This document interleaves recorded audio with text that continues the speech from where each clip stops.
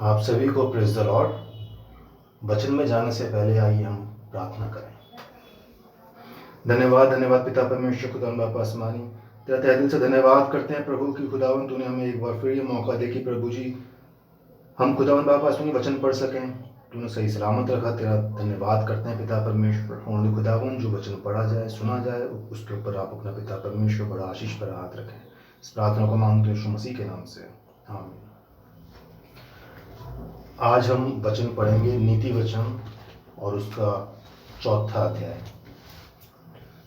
हे मेरे पुत्रों, पिता की शिक्षा को सुनो और समझ प्राप्त करने में मन लगाओ, क्योंकि मैंने तुमको उत्तम शिक्षा दी है। मेरी शिक्षा को न छोड़ो। देखो, मैं भी अपने पिता का पुत्र था और माता का अकेला दुलारा था, और मेरा पिता मुझे ये कहकर सिखाता था, तेरा मन मेरे वचन पर लगा रहे। तू मेरी आज्ञाओं का पालन कर, तब जीवित रहेगा। बुद्धि को प्राप्त कर, समझ को भी प्राप्त कर। उनको भूल न जाना, ना मेरी बातों को छोड़ना। बुद्धि को न छोड़, वह तेरी रक्षा करेगी, और उससे प्रति रख, वह तेरा पहरा देगी। बुद्धि श्रेष्ठ है, इसलिए उसकी प्राप्ति के लिए यत्न कर। जो कुछ तू प्राप्त करे उसे प्राप्त तो कर, परंतु समझ की प्राप्ति का यत्न घटने ना पाए। उसकी बड़ाई कर, वह तुझको बढ़ाएगी। जब तू उससे लिपट जाए तब वह तेरी महिमा करेगी। वह तेरे सिर पर शोभायमान भूषण बांधेगी और तुझे सुंदर मुकुट देगी। हे मेरे पुत्रों, मेरी बातें सुनकर ग्रहण करो, तब तू बहुत वर्ष तक जीवित रहेगा। मैंने तुझे बुद्धि का मार्ग बताया है और सिधाई के पथ पर चलाया है। चलने में तुझे रोक टोक न होगी, और चाहे तू दौड़े तो भी ठोकर न खाएगा। शिक्षा को पकड़े रहे, उसे छोड़ ना दे। उसकी रक्षा कर, क्योंकि वही तेरा जीवन है। दुष्टों की राह में पांव ना रखना, और ना बुरे लोगों का मार्ग पर चलना। और उसे छोड़ दे, उसके पास से भी ना चल। उसके निकट से मुड़कर आगे बढ़ जा, क्योंकि दुष्ट लोग यदि बुराई ना करें तो उनको नींद नहीं आती, और जब तक वह किसी को ठोकर ना खिलाए तब तक उन्हें नींद नहीं मिलती। वह तो दुष्टता से कमाई हुई रोटी खाते और उपद्रव के द्वारा पाया हुआ दाख मधु पीते हैं। परंतु धर्मियों की चाल उस चमकती हुई ज्योति के समान है, जिसका प्रकाश दोपहर तक अधिक अधिक बढ़ता रहता है। दुष्टों का मार्ग घोर अंधकार में है, वह नहीं जानते कि वह किससे ठोकर खाते हैं। हे मेरे पुत्र, मेरे वचन ध्यान करके सुन, और अपना कान मेरी बातों पर लगा। इनको अपनी आंखों को ओट न होने दे, वरन अपने मन में धारण कर, क्योंकि जिनको वह प्राप्त होती है वह उनके जीवित रहने का और उनके सारे शरीर के चंगा रहने का कारण होती है। सबसे अधिक अपने मन की रक्षा कर, क्योंकि जीवन का मूल स्रोत वही है। टेढ़ी बात अपने मुंह से ना बोल, और चालबाजी की बातें कहना तुझसे दूर रहे। तेरी आंखें सामने ही की ओर लगी रहे, और तेरी पलकें आगे की ओर खुली रहे।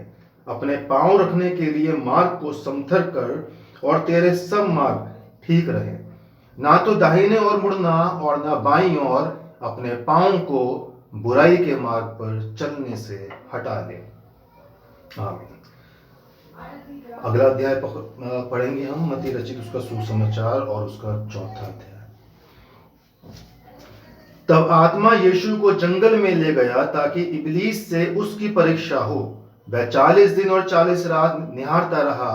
तब उसे भूख लगी। तब परखने वाले ने पास आकर उससे कहा, यदि तू परमेश्वर का पुत्र है तो कह दे कि ये पत्थर रोटियां बन जाएं। यीशु ने उत्तर दिया, लिखा है, मनुष्य केवल रोटी ही से नहीं, परंतु हर एक वचन में जो परमेश्वर के मुख से निकलता है जीवित रहेगा। तब इब्लीस उसे पवित्र नगर में ले गया और मंदिर के कंगूरों पर खड़ा किया, और उससे कहा, यदि तू परमेश्वर का पुत्र है तो अपने आप को नीचे गिरा दे, क्योंकि लिखा है, वह तेरे विषय में अपने स्वर्गदूतों को आज्ञा देगा, और वह तुझे हाथों हाथ उठा लेंगे। कहीं ऐसा ना हो कि तेरे पांव में पत्थर से ठेस लगे। यीशु ने उससे कहा, यह भी लिखा है, तू प्रभु अपने परमेश्वर की परीक्षा ना कर। फिर इब्लीस उसे एक बहुत ऊंचे पहाड़ पर ले गया और सारे जगत का राज्य और उसका वैभव दिखाकर उससे कहा, यदि तू गिरकर मुझे प्रणाम करे तो मैं ये सब कुछ तुझे दे दूंगा। तब यीशु ने उससे कहा, हे शैतान, दूर हो जा, क्योंकि लिखा है, तू प्रभु अपने परमेश्वर को प्रणाम कर और केवल उसी की उपासना कर। तब शैतान उसके पास से चला गया और देखो, स्वर्गदूत आकर उसकी सेवा करने लगे। जब उसने ये सुना कि यूहन्ना बंदी बना लिया गया है, तो वह गलील को चला गया और वह नासरत को छोड़कर कफरनहूम में, जो झील के किनारे जबूलून और नप्ताली के देश में है, जाकर रहने लगा, ताकि जो यशाया भविष्यद्वक्ता द्वारा कहा गया था वो पूरा हो। जबूलून और नप्ताली के देश झील के मार्ग में यरदन के पार अन्य जातियों का गलील, जो लोग अंधकार में बैठे थे उन्होंने बड़ी ज्योति देखी, और जो मृत्यु के देश और छाया में बैठे थे उन पर ज्योति चमकी। उस समय से यीशु ने प्रचार करना और यह कहना आरंभ किया, मन फिराओ, क्योंकि स्वर्ग का राज्य निकट आया है। गलील की झील के किनारे फिरते हुए उसने दो भाइयों अर्थात शमौन को, जो पतरस कहलाता है, और उसके भाई इंद्रियास को झील में जाल डालते देखा, क्योंकि वह मछुए थे। यीशु ने उनसे कहा, मेरे पीछे चले आओ तो मैं तुमको मनुष्यों के पकड़वाने वाले बनाऊंगा। वह तुरंत जालों को छोड़कर उसके पीछे हो लिए। वहां से आगे बढ़कर यीशु ने और दो भाइयों अर्थात जब्दी के पुत्र याकूब और उसके भाई यूहन्ना को देखा। वह अपने पिता जब्दी के साथ नाव पर अपने जालों को सुधार रहे थे। उसने उन्हें भी बुलाया। वह तुरंत नाव पर और अपने पिता को छोड़कर उसके पीछे हो लिए।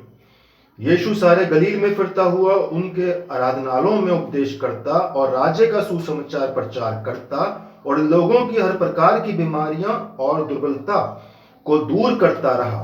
और सारे सीरिया देश में उसका यश फैल गया और लोग सब बीमारों को, जो नाना प्रकार की